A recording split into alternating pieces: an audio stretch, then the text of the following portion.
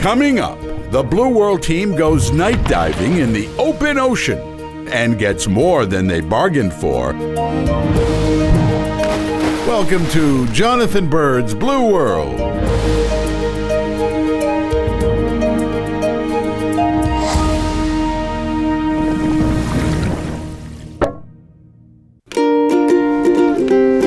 The Big Island of Hawaii. It's an ocean lover's paradise with clear, warm water, lush tropical vegetation, and plenty of seashore activities. And of course, the underwater environment is even better. But not all the great diving is on the reef or during the day. After the sun goes down, divers go looking for creatures of the abyss. The waters around Hawaii are thousands of feet deep. During the day, plankton sink down to avoid predators. But at night, they rise to the surface to feed.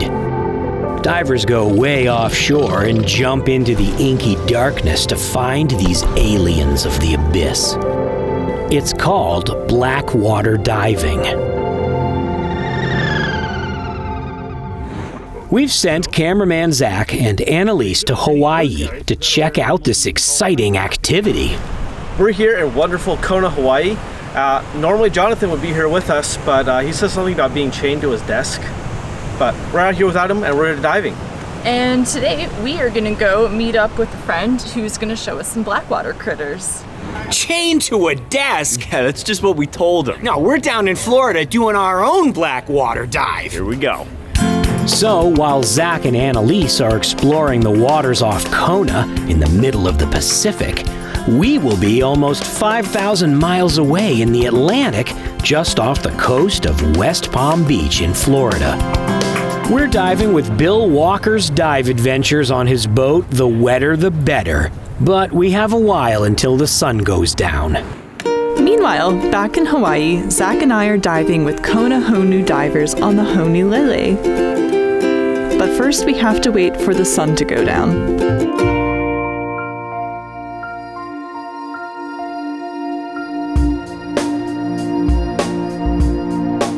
As night falls, the boat makes its way into the harbor and is ready for passengers.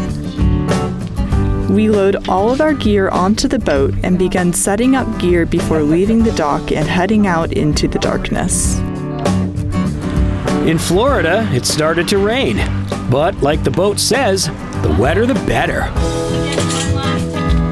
Soon we're ready to depart, and Dive Master Autumn Sherman unties the boat.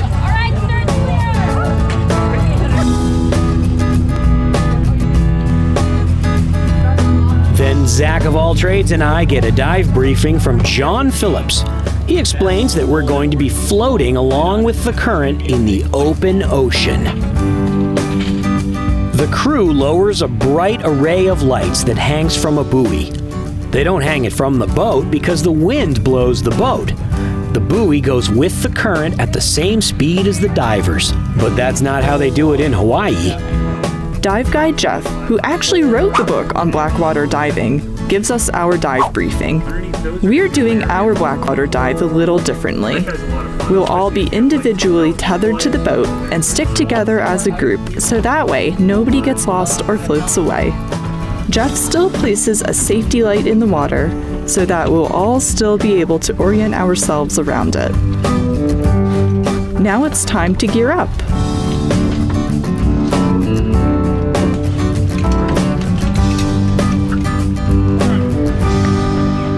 And separated by almost 5,000 miles, we all hit the water in search of the coolest critter. We all descend down our lines and get accustomed to the darkness at a depth of about 65 feet. The current is pretty strong down here, and I'm trying not to think about the almost 7,000 feet of water below me. I'm kind of glad that I'm tethered into the boat. Floating in the open ocean, our only reference is the bright lights hanging down from the buoy. Up above, the boat captain follows the buoy. When we float away from the buoy, it gets really dark. everybody. Have you subscribed?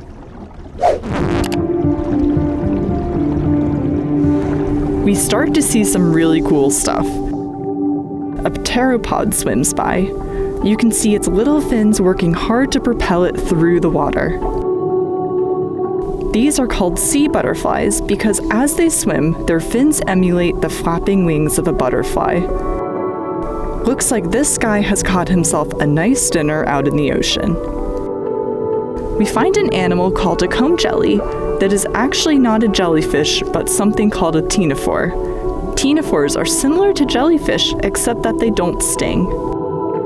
A ribbon-shaped tinifore called a Venus girdle floats by in the current. Comb jellies are everywhere. There's even a comb jelly who caught himself a salp. Apparently, everyone is out looking for dinner tonight. Speaking of salps, they also seem to be abundant. This one has a little amphipod hitching a ride.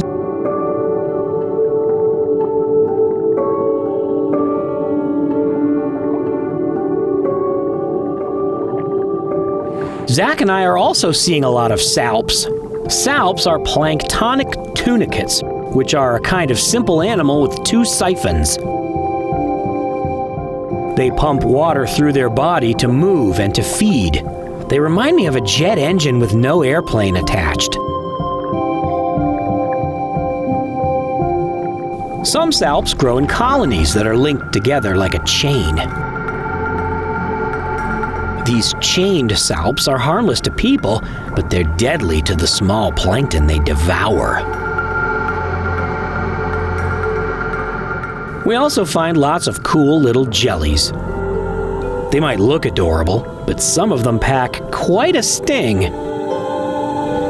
Hey, we also see one of those. This jellyfish is in the genus Merga, and it has a larval amphipod hiding inside it. Dive Guide Jeff points out the coolest thing yet. This is an Applelenia, also known as a net-casting siphonophore. These are some of the longest animals in the world, sometimes reaching up to 30 meters long. Siphonophores might look like chained salps, but they are hydroids, which are related to jellies, so they can sting. Speaking of siphonophores, we're finding lots of them. Talk about a plankton-hunting sea monster.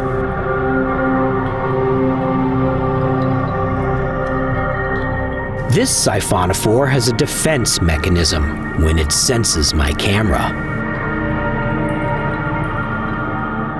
Some of the animals found in this environment are in their larval phase, like this anemone larva. When it matures, it will settle down on a reef and become a familiar-looking anemone. Animals that mature to live on reefs use this planktonic larval phase in order to travel great distances to populate new reefs. We've just found something super rare. Pelagic seahorses almost never appear on Blackwater dives. Here, this little fish decides to hang out with Jeff. Pelagic seahorses spend their entire lives drifting in the currents of the ocean. They spend their days at depth for shelter, but at night come nearer to the surface to feed. Ironically, this fish that adapted attributes for life on a reef will never actually spend any time camouflaged in the coral. She seems to want to take a break from the ocean current and perches on Jeff's fingers.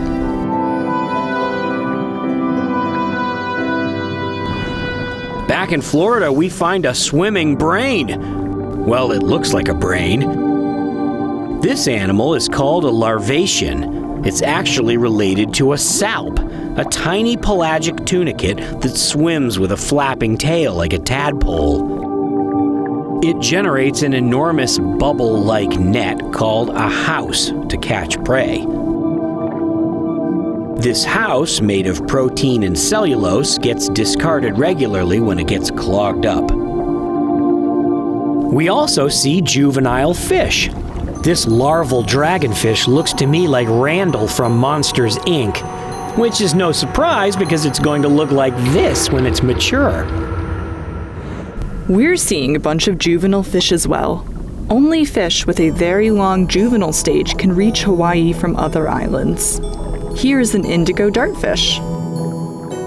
There's also a juvenile Moorish idol. This is a fish that we commonly see as adults on the Hawaii reef.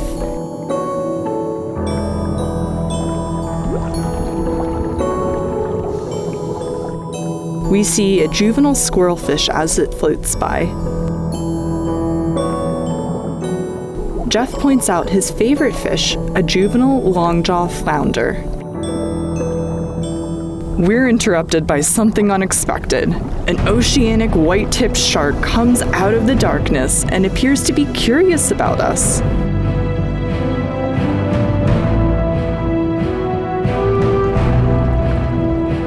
He investigates our safety light and hangs around for a little bit.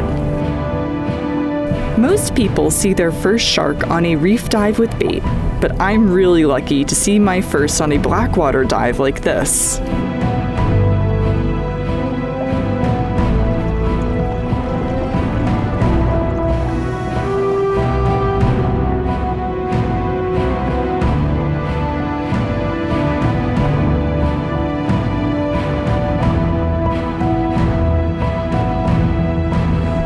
We didn't find any sharks, but we did find what is considered to be the holy grail of Florida Blackwater diving, the scalloped ribbon fish.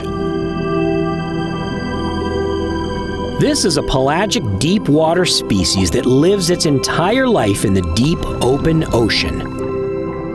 It's shiny like a mirror and makes filming really difficult because it reflects my lights right back into the lens. This is an adaptation for camouflage in open water.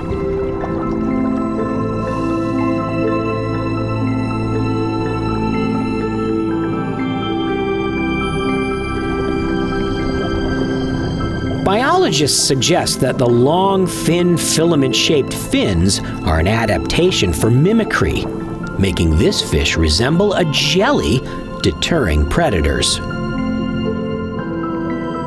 This is considered such a great find because they're so rarely seen. We really got lucky on our first Blackwater dive. Beginner's luck. We stay with the ribbonfish for a long time trying to get some shots without the mirror effect.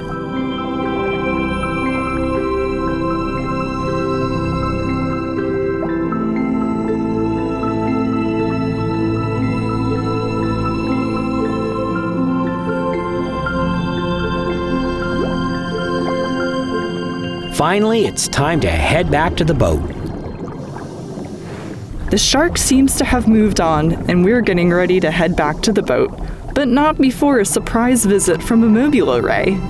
This is the first time dive guide Jeff has ever seen one of these on a Blackwater dive.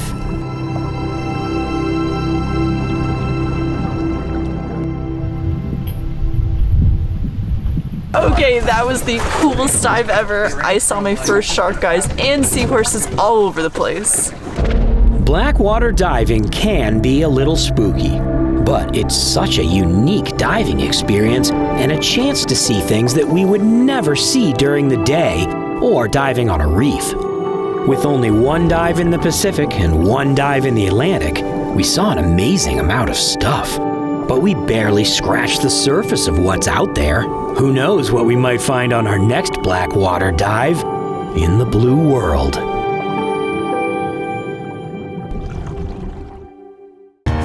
Hey everyone! Have you subscribed to our Extras channel, Blue World Plus? It's full of great behind the scenes and additional fun content. Check it out now!